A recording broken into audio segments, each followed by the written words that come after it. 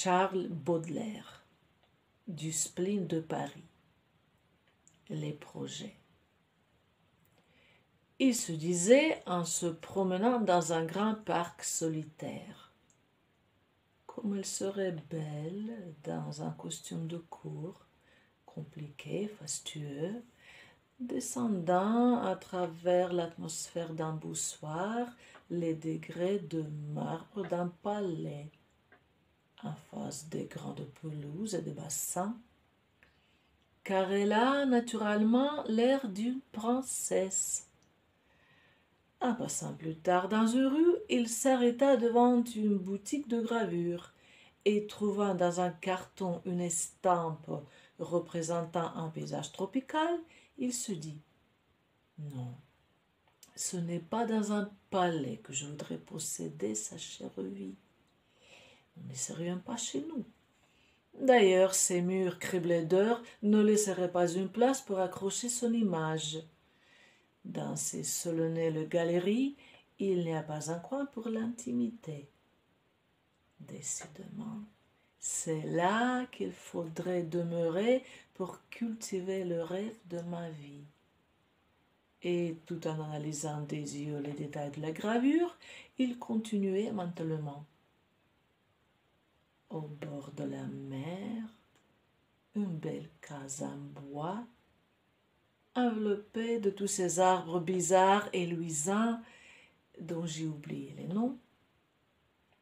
Dans l'atmosphère, une odeur enivrante, indéfinissable. Dans la case, un puissant parfum de rose et de musc. Plus loin, derrière notre petit domaine, des bouts de mât balancés par la houle.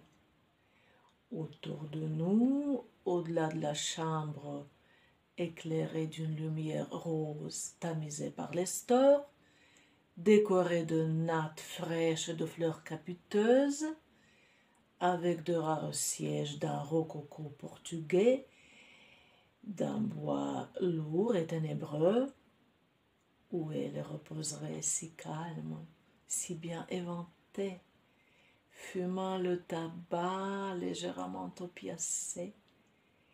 Au-delà de la varangue, le tapage des oiseaux ivres de lumière et le jacassement de petites négresses. Et la nuit, pour servir d'accompagnement à mes songes. Le chant plaintif des arbres à musique, des mélancoliques filao. Oui, en vérité, c'est bien là le décor que je cherchais. Quelle affaire de palais! Et plus loin, comme il suivait une grande avenue, il aperçut une auberge proprette, où d'une fenêtre égayée par des rideaux d'indiens bariolés, se penchaient deux têtes rieuses. Et tout de suite, il faut, se dit-il, que ma pensée soit une grande vagabonde pour aller chercher si loin ce qui est si près de moi. Le plaisir et le bonheur sont dans la première auberge venue, dans l'auberge du hasard, si féconde en volupté. Un grand feu, des faïences voyantes, un souper passable, un vin rude et un lit très large avec des draps un peu âpres mais frais. Quoi de mieux?